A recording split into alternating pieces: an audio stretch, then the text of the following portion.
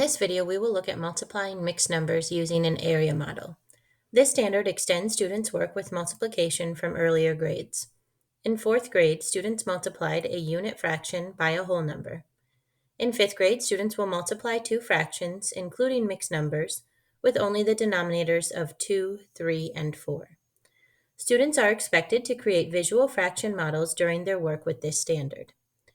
What we're going to look at in this video is multiplying 1 3/4 by 2 2/3, and we're going to use an area model, but we'll use an area model with equations rather than breaking the area model up into sections in the more concrete way of using an area model to multiply mixed numbers.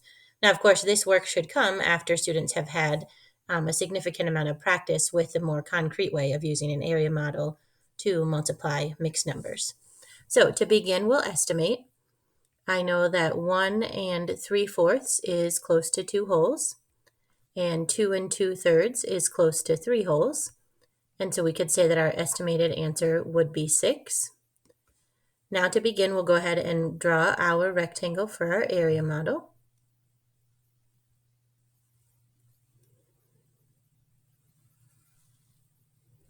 And then just like students have done with whole numbers, both in 5th grade and in previous grade levels, we'll decompose each of these factors. So we'll separate 1 3/4 into 1 plus 3/4, and 2 2/3 into the 2 plus 2/3. And then now we'll just split our area model into the sections.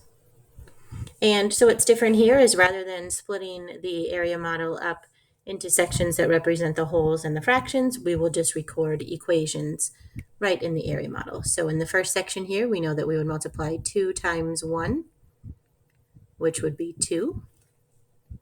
Here we know we have 2 times 3/4. And so we would just think, well, if I had 3/4 2 times, that would be 6/4. And we could also write that as the mixed number 1 2/4, or even 1 1/2. When it comes time to add our partial products, we'll see what would make more sense for that. Now we'll come down here. Here we have 2/3 times 1 whole.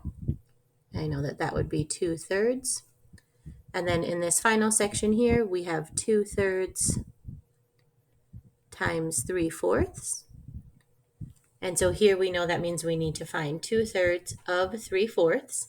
At this point in the unit, students may have recognized through a lot of modeling that you are able to multiply the numerators and the denominators to find the product when you're multiplying two fractions. Again, that would have come through a lot of modeling. So some students may be able to just say, well, 2/3 times 3/4 is 6/12. Or some students may need to actually draw that. They might want to draw the 3/4, and we'll show what that would look like over here. So we could show 3/4, and I'll shade in 3 of them. And then what we need to find, we don't have the entire 3/4, we just have 2/3 of that. So let me first label this. Here's our 3/4, and now we need to find 2/3 of this. I'm going to split it into thirds. And we can label here are our thirds. And now I know I need 2/3 of 3/4. So for example, if I circle this here, that's 2/3 of one of the fourths. So then here's 2/3 of 2/4.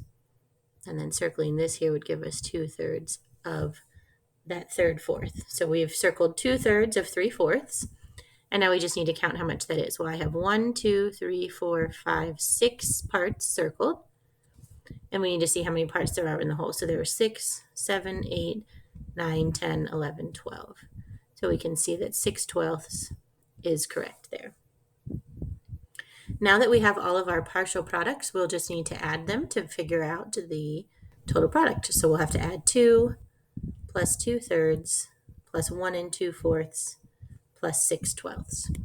So we'll go ahead and list those over to the side. So we have 2 plus 1 2/4 plus 2/3 plus 6/12.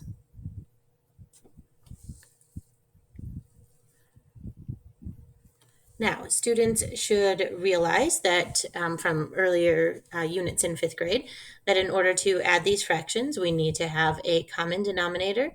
And so this could be one approach. Students would recognize that both thirds and fourths could be split into twelfths, and they could write equivalent fractions using the denominator of 12. They may also need to draw a model of 2/4 and split it into 12 equal parts to see what the equivalent fraction is, and do the same thing for 2/3. That would be fine as well. Some students may also realize that 2/4 is 1/2 and 6/12 is 1/2. And so they may just add those two halves together to make a new whole, and then just add the 2/3 on at the end and not even have to deal with finding these equivalent fractions. Any of those could work. I'll just go ahead and show the steps of using equivalent fractions with a denominator of 12. So for 1 and 2/4, we would have to figure out, well, 2/4 is equivalent to how many twelfths? And again, students could use a model for this if they need to. Students have also realized that we would do 4 times 3 to give us 12 there, and 2 times 3 would give us 6. So that would be 6/12. So 1 and 2/4 becomes 1 and 6/12. 2/3 we would want to rewrite with the denominator of 12 as well. I know that 3 times 4 gives us 12, and so 2 times 4 is 8. So 2/3 is equivalent to 8/12, and then we can leave the 6/12 from before the way it is, and we don't want to forget the 2 wholes, so I'm just going to rewrite that over here as well.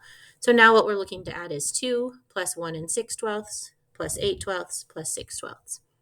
So when we do that, we would end up with, let's see, 6 plus 8 is 14, so we'd have 14/12, plus 6 more 12ths, we would have 20/12. So currently we have 3 and 20/12. Just need a little more space there. Now we know that 20/12 is an improper fraction, and we can figure out the mixed number that that is equivalent to. We know that it takes 12/12 to make one whole. So I know that in 20/12 I have one whole. I know if I took 12/12 away from 20/12 to make that new whole, I would have 8/12 left. So now I can think about that as 3 plus 1 and 8/12, which would give me 4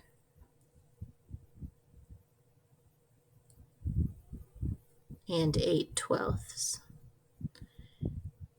And it would be fine for students to just leave it as 4 and 8/12. Some students may also want to think about an equivalent fraction for 8/12. They might recognize that both 8 and 12 can be divided by 4, and they might say, well, that is also equal to 4 and 2/3.